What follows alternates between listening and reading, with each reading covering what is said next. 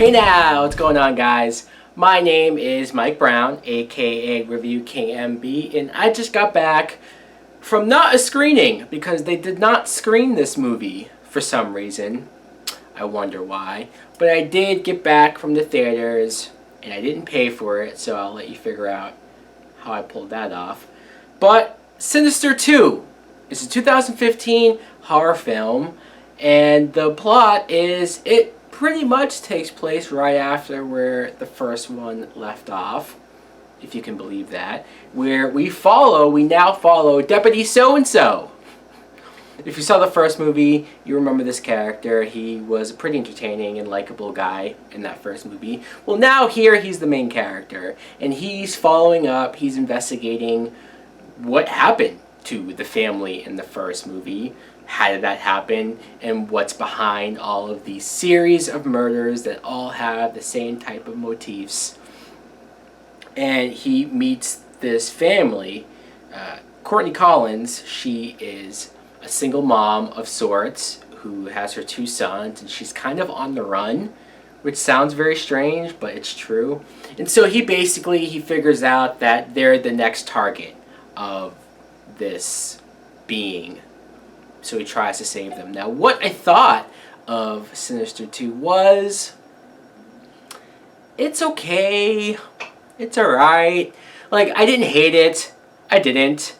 I kind of, like, the first half or so of this movie, I kind of just sat there and didn't really react to much. I mean, I wasn't completely bored. I thought that, well, I think I was a little bit impressed with some of the writing as far as these characters went.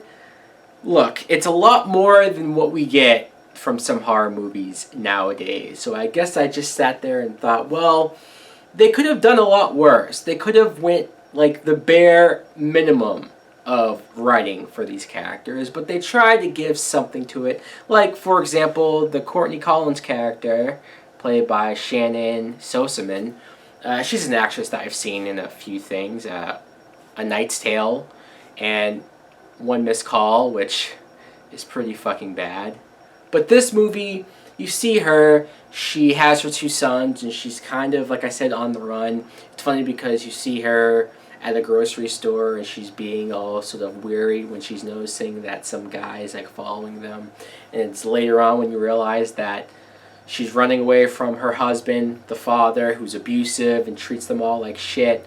So I said to myself, alright, that's going on. It at least gives some background and some context of where she's at in her life and why she starts to connect with Deputy So-and-so, who, I like this guy. You know, I remember him in the first movie, and he only had a couple of scenes, but still, I remembered liking him and thinking he was amusing, entertaining. So it was cool that they brought him back here as pretty much the main character.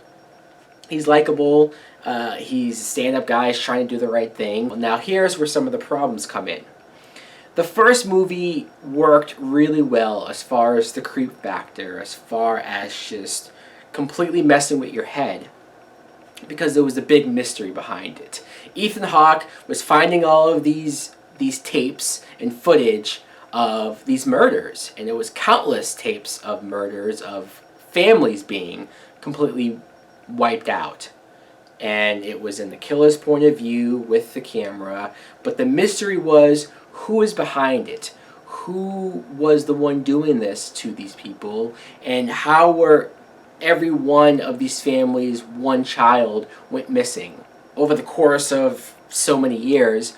It was creepy to see that and not know what was behind it. But now we do know. We saw what was going on at the end of that first movie. So in this movie, all of that's gone. So when they try to present these same scenes of the camera and the footage, and you're seeing families be murdered or tortured, I'm not saying it's not at all creepy, I guess, but it didn't have the same reaction. I remember the first movie, I was completely freaked out by some of those scenes. This one, not as much. And you could say that seeing one of the sons in this movie sort of slowly be coerced to try to come over to the dark side. You could say that's creepy, but the other son, his brother, was such a fucking dick and an asshole. I didn't care if he died. I'm sorry. I try usually not to say that about kids in movies, but he was such a fucking dick that I just was like, who cares? Towards the end of the film, I started to get a little bit more into it because that's when you saw more stuff going on, like with this, what do they call him? Bagul? Mr. Boogie?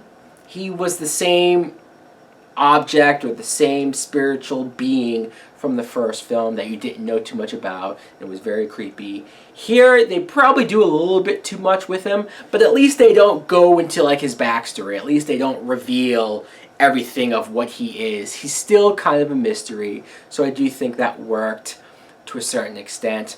All in all, I didn't hate this movie. I saw a couple of reviews before I went into this that said this movie was shit, so I was expecting shit, and I'm a little surprised that I didn't get shit. Not that I wanted shit, because who really wants that? But still, it wasn't as bad as I thought it would be. I'm going to give this a rental. A rental because it wasn't horrible like I thought it was going to be, but it still wasn't that great, or it definitely isn't as good as the first movie. So there you go. Anyways, guys, let me know in the comments below if you're at all interested in checking out Sinister 2. Thanks for watching. Like, comment, subscribe. Later.